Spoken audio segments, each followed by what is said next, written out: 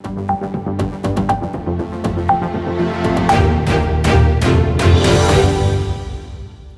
day, everyone. My name is Navneet Anand from aajKal, local and global. Recently, Prime Minister of Australia announced a criminal ban to be done on any Australian citizens coming from India. But later on, it has been said and clarified that no one will be fined to come once somebody come back. Today, I have got a chance to speak to Minister of Immigration, Mr. Alex Hawke. Mr. Hawke, welcome to the show. Thanks, Navneet. The government had banned the Australians coming from India, whereas the rate from US and UK was almost similar. Any particular reason for India to be banned? Yeah, so what happened was, for the first time in the course of this pandemic, our health advice rated a country, India, as a high-risk country. So we've had lots of health advice about countries being medium risk. Plenty of countries have been medium. But India, unfortunately and sadly, was the first high-risk country, which has some implications for travel.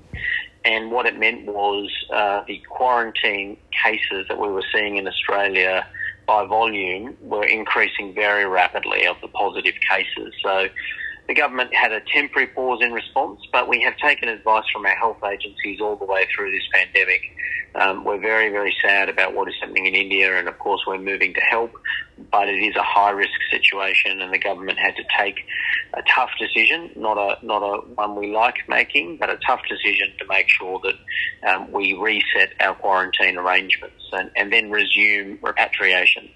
You know, what has happened is the Australians from the Indian heritage feel that the rates were almost similar when there was a breakout in US and UK, and they have been targeted. And under the stream, some of them said, yep, it could be a racism, and at the same time being counterpart, it is not a racist attack. It's from the government looking at the overall scenario. So what do you say of that? Yeah, I've been speaking with the Australian Indian community here. The Australian government would never make a decision like this based on race, and we didn't even consider that issue. It was about health advice and safety for Australians and safety of people travelling, including people on planes, because, you know, the more people that get on infected, the more people will catch the infection. So there's a lot of issues to work through. Look, I want to say to your listeners, obviously India did so well in the first wave. We're all very glad to see that India got through it. The second wave is terrible. Everybody knows it's a genuine humanitarian issue that's developing in India. We're supporting them, but we have to take measures to make sure our quarantine is safe and our travel arrangements are safe. And the government's announced, and the Prime Minister has announced, that travel will resume on the 15th in a much safer way, and we will obviously be moving Australian citizens first. And what I have gathered is there'll be 3 flights from 15 that'll be operated from India to Darwin. What's the capacity that we're looking at? So we'll have some more announcements about that on the 15th. We're looking at increasing capacity. The Prime Minister is going to National Cabinet today, which works with our states. We'll be asking states to help with capacity from India and working with them to make sure that they can. What we've also announced at Howard Springs is an increase of 1,000 places per fortnight. That's a doubling of the capacity at Howard Springs, so we can take flights from India. But planes have to be turned around. We have to facilitate the flights that come from India, and that's to make sure that people getting on are passing those negative tests so they're safe. So we'll be resuming, but we'll have to make sure those arrangements are in place, and it will have implications for how many people can move at once. But we are going to ask the states to work with us, as we have been from the beginning of the pandemic, about capacity from India. So talking about this 1,000 numbers, is it from all around the globe, or is it particularly from India? No, that's just the capacity at Howard Springs. So it's about 1,000 at the moment. It will double to 2,000. But the Prime Minister has already said we're looking to make sure we have flights going to Howard Springs from India. That's the medical advice, and it will be safe there. That will have a capacity of 2,000 at once. But what is important, Navneet, and what people need to understand, it's about how many positive cases we're seeing in quarantine versus the medical facilities. And that's the mathematics that was very difficult, and that's why we had to pause travel, because the percentage of case positives was getting very high.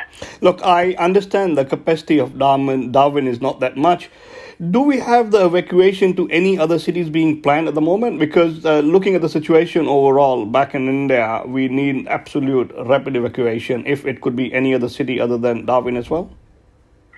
We're looking at all these factors. Obviously, in Sydney, the New South Wales government has had flights from India, before, so they've got capacity of about 3,000 a week in quarantine, total capacity. But of course, they've taken many of those flights have come from India. We're very conscious that we've got about 9,000 people registered. Yep. Now, we've got to remember that not everybody on those 9,000 wants to come now. Around 5,000 want to come now, as I understand. Yeah, it's not everyone. Sometimes people's plans change. We find our repatriation flights from many parts of the world are only 2/3 full or 3/4 full, or people change their plans on the day. And that's for good reasons. People have family there. Someone might get sick. They might be caring. But we know there's a vulnerable cohort as well, and we're going to move the vulnerable people first, and then we're going to resume a normal repatriation rhythm that can make sure that as many people as need to get out are getting out safely into safe quarantine arrangements. And the only limitations are the quarantine capacity versus positive cases. So before, with the pandemic raging in India and the second wave very, very bad, too many positive cases were coming into our quarantine and putting a lot of pressure on the medical systems. So once we have this now reset by the 15th, we'll be able to resume much more safely and have a lower percentage of positive cases. Minister, as we said, we are waiting for 15 because each and every life as well as every minute of the day is critical. So no chance at all that we can do it before 15? There's no chance logistically for it to resume before the 15th. So we've said the 15th. We're not saying that as an arbitrary reason. That's the health advice we've received. We have to take the time to get the logistics right, and we have to make the arrangements properly, because there are lives in the balance everywhere. The sad part about this pandemic is so many people's lives are being lost in so many countries. Australia has been very, very safe. We have a responsibility to keep Australia safe, but also to safely return people from India as well. And India is obviously, from the pandemic now and the situation it's in, a priority for the Australian government in terms of our support. We've sent millions of masks and ventilators, thousands of ventilators and oxygen compressors. We'll be sending more support, and we'll be repatriating our citizens safely to Australia as well. As a common Australian citizen from the Indian heritage, I absolutely feel very, very fortunate that we are in the safest country on the whole earth. But before I wrap up, I was going through a post from Sonali Ralhan, whose parents were back in India. I think they were an elderly couple, and her father has passed away. Not only being an Australian citizen, I think they were the residents of your constituency as well. So would you be looking at an extra care for that mother as well? Because she's the only one left that is Sonali's mother. Yeah, these are very distressing times, and obviously our thoughts go out to the family. And this week on the roundtables, I've met with hundreds of Indian, Australian community organisations, but all of those are represented by people. And I've heard one gentleman through the course of this pandemic has lost 5 relatives in India have passed away throughout the whole 15 months. Other people have just lost their parents as well. So this is a very difficult time. Unfortunately, people aren't even being allowed to travel in Australia to funerals or faith rituals that are normal. We are going through one of the most difficult times that any of us have lived through in terms of the pandemic, and I think it puts a lot of stress on families. We'll always look compassionately wherever we can, but at the moment we have to make measures for health safety. If we get it wrong in Australia, the advice to us is that if we get the average of the OECD number of cases, we would have 30,000 deaths in Australia. So the government has to take very seriously the situation. But it doesn't mean as humans, all of us can't be super compassionate with each other. But all families are under strain, and we really do. Our hearts go out to people who have lost relatives overseas, because it means, in all likelihood, you won't be able to attend that funeral, and that's very difficult. Finally, before I go, I cross my fingers that each and every Australian citizen who have been stuck overseas, does not matter which country, are brought back to Australia safely. But may I urge you, if someone from the Australian High Commission can at least call Sonali's mother, who is the only one left back in India, at least she has some moral booster for her, as the husband has already passed away. Yeah, well, look, absolutely. I'm happy to do that. I'll speak to our commission in Delhi. I hear what you're saying. It's a very distressing time for so many, and families are stuck. People are stuck. We've tried to be generous in allowing exemptions so people can have been able to travel before this happened in India, and people need to sometimes leave Australia to go and be with family where they can.